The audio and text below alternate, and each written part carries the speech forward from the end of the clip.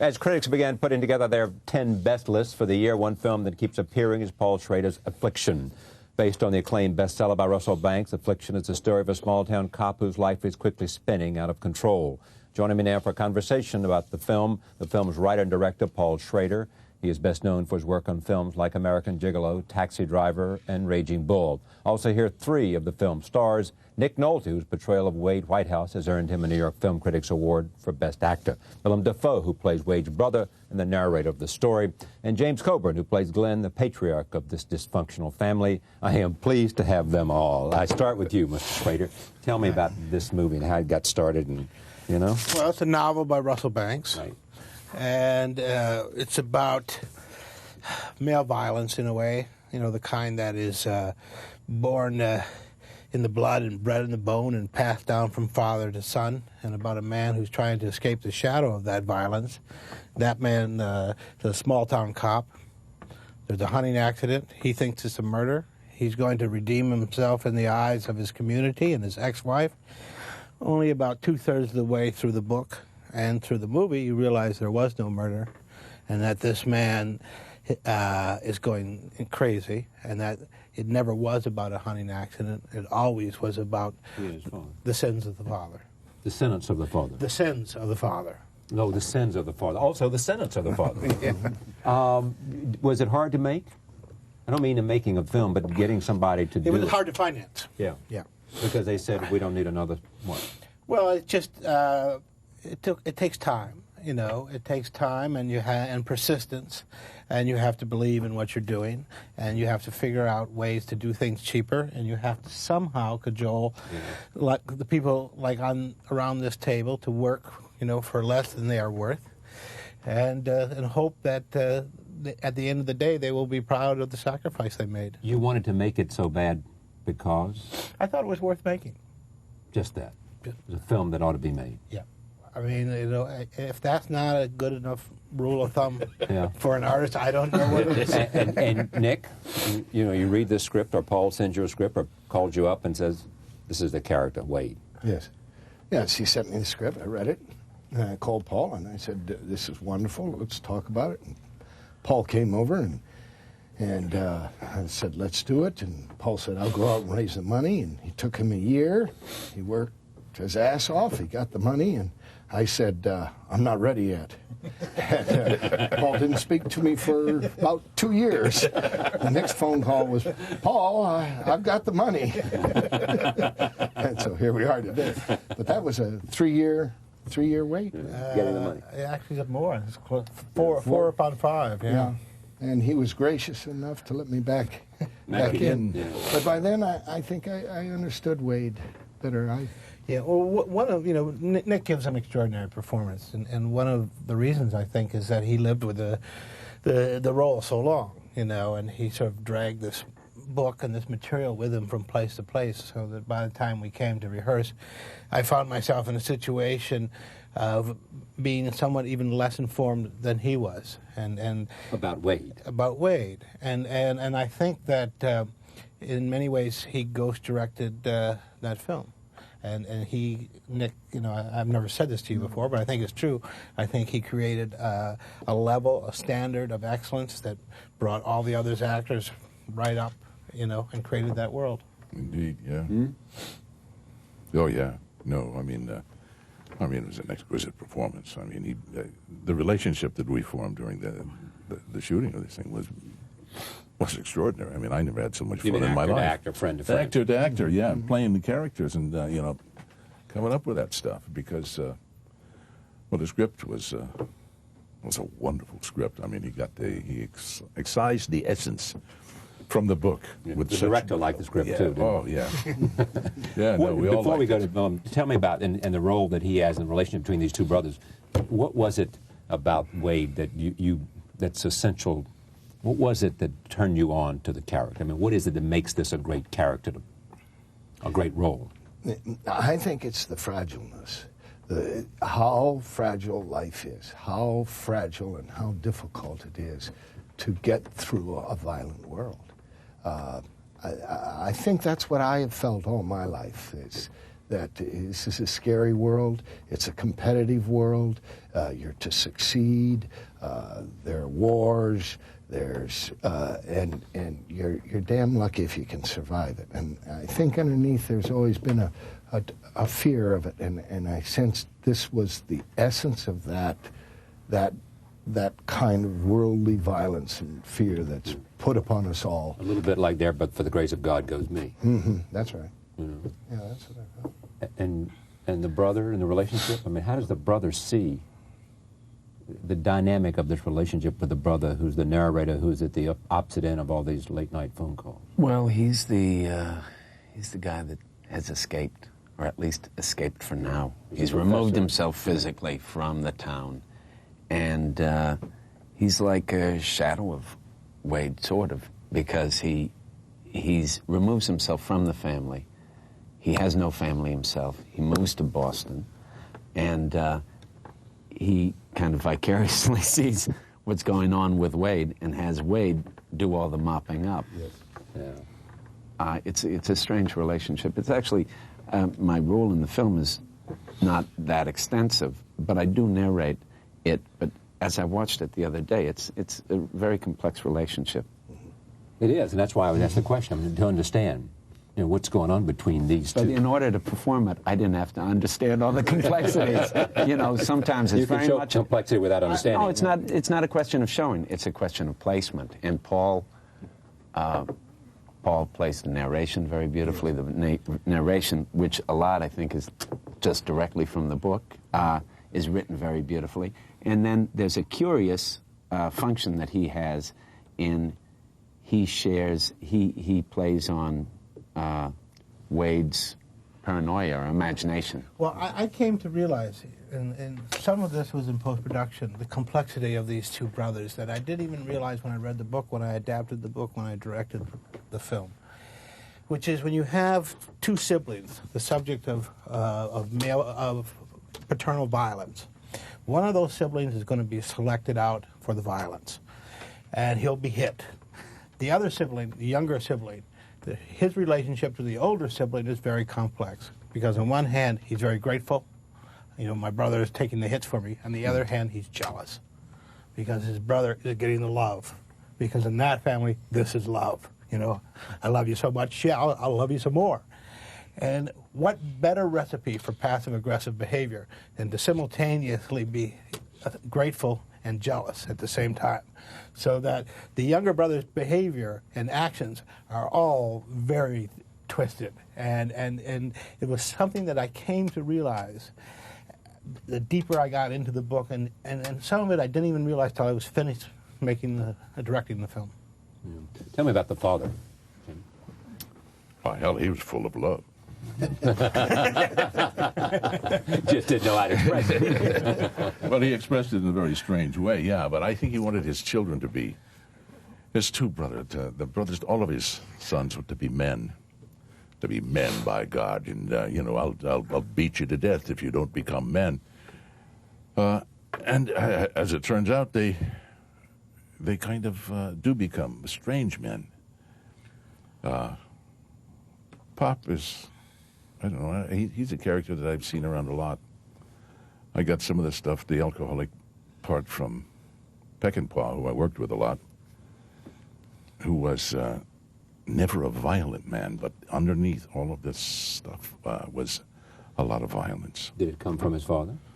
No, well, it may have, because his father was a judge, and all of his brother was a judge, all of his family seemed to be in the law somehow. And he was kind of like the outcast of the family because he was a filmmaker. But it all came from Paul's script. I got everything from that. He made me cut my hair. Yeah. I mean, he said, I like to have a little bit like mine. It made you look a little older. I said, are you kidding, man? He wouldn't go that far. Yeah. All right, let me roll tape here. This is when the family gathers for the funeral of the mother after Pop let the boiler run out. Here it is. I know what I've got for children. Jesus freaks and candy asses. Oh. Just leave it, Wade. Praise the Lord.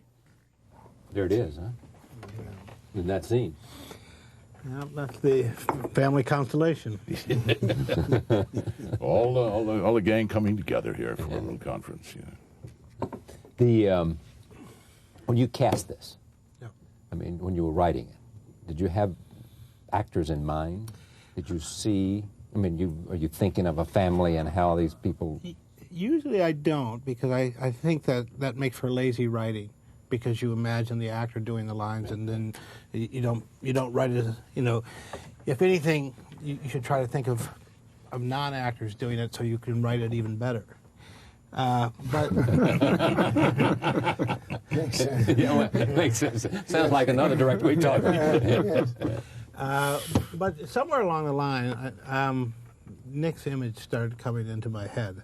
I don't know how deeply I was into the script, but even though I don't like to think about actors while writing, I started thinking about him. By the time I was finished in the script, I knew that it would have to go to him first. Yeah. And then you went to Jim and you went to Willem and you did. Yeah, well, we had that little hiatus that Nick spoke of earlier. Now, with some directors, You're a coward. You're a coward, Paul. I've apologized. I've been on my knees. I would have waited like about 8 more years. I was going to come knocking on Paul's door. You know a good script when you see it.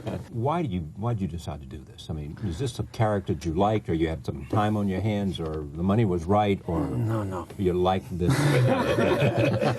I liked it. Certainly not the latter two. Yeah, I liked it, and I remember when I was doing Light Sleeper with Paul, I don't know whether you remember this, but he gave me the novel Affliction. And he said, take a look at this. It probably doesn't have anything to do with the character I was playing, John Latour, but read it. There's something there. And I read it, and I fell in love with it.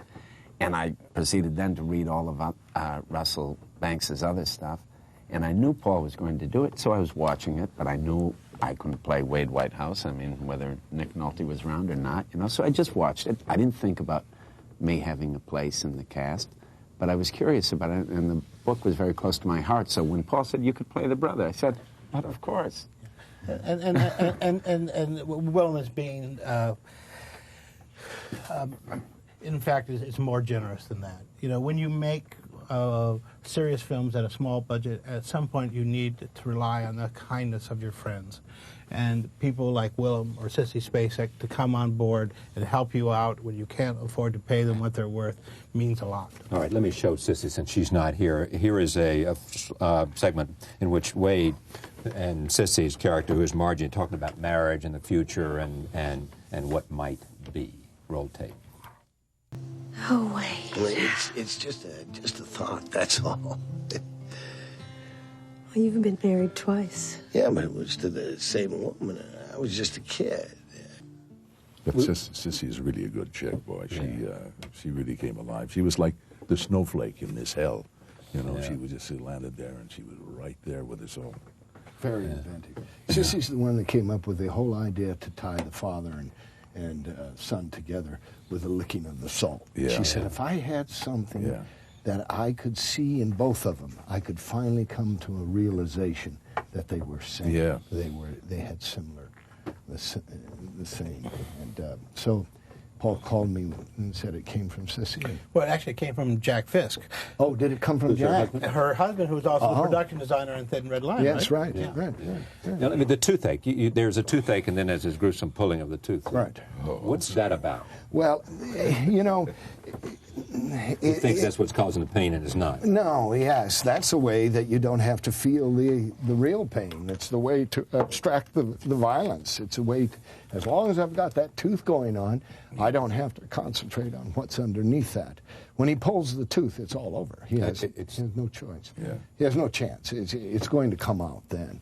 But as long as he keeps that tooth aching and aching, he has pain that he can deny the other, So he needs a physical. In fact, doesn't the narration say something like that? When is the point that the narrator says... Well, during the phone call, I encourage him to take care of the little things first. that's right. Go to a dentist. For God's sakes, go to a dentist. You're such an I saw it coming. brother. I saw it coming. You're just propelling us to our destiny with the pops here. Now, you buy into obviously this resonates with you, this notion of sins of the father visited on the kids, and Nick understands how precarious life is, in a sense, no certainty, and the people who have certainty, like Jim's character in this film, the father, are faking. Is that the point? Oh, absolutely. But I mean, I think the thing that I'm always fascinated in art, and one of the things art does really well is try to explain how it is that people act against their own best behavior, best knowledge. You know that X is good. You know that you want to do X, and then you go out and do Y.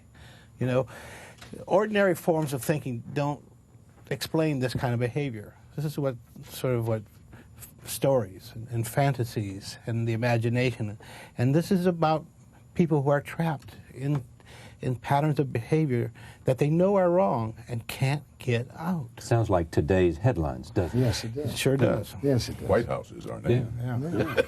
It does.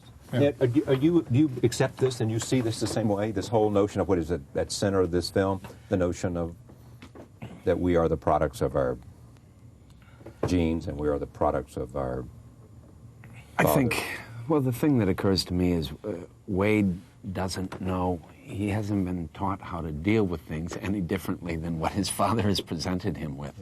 And that's his only way. I mean, and that's a prescription for disaster. Yeah, and his relationship with, for example, Margie Fogg really comes down to dominance.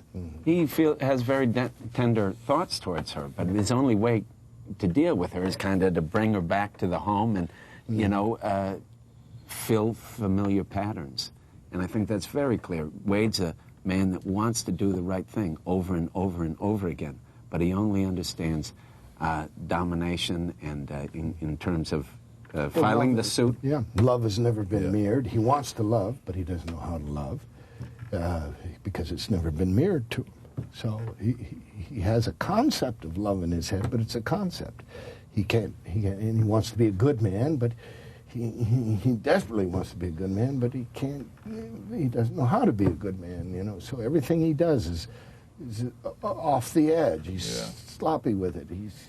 Yeah, and one of the amazing things of Nick's performance is there are scenes where you can actually see this character's mind working. You can see the rusty cranks and wheels turning, and you can see him add 1 and 1 and get 3. 3. Not hard to do. Just takes years of practice. You just have to live in Hollywood and live in the United States of America, go through the 60s in Vietnam. And you can make 1 and 1. You can make 20 and watch an impeachment hearing, and you can make 50 into $1 billion. It's real simple. The thing I see, I didn't know. Yeah. Well, now you do. No, I know. The thing that I appreciated so much about working with Nick was watching this subtle dynamic of it. It was very kind of O'Neillian in this slow dynamic that grew and grew. You could just watch it just slowly go until that the teeth pulling scene where it just all comes together. My God, I was sitting over there with tears in my eyes watching this guy go through this stuff, man.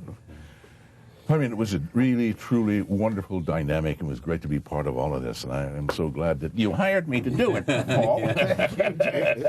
Well, was this a fun set to be on with all of this heavy?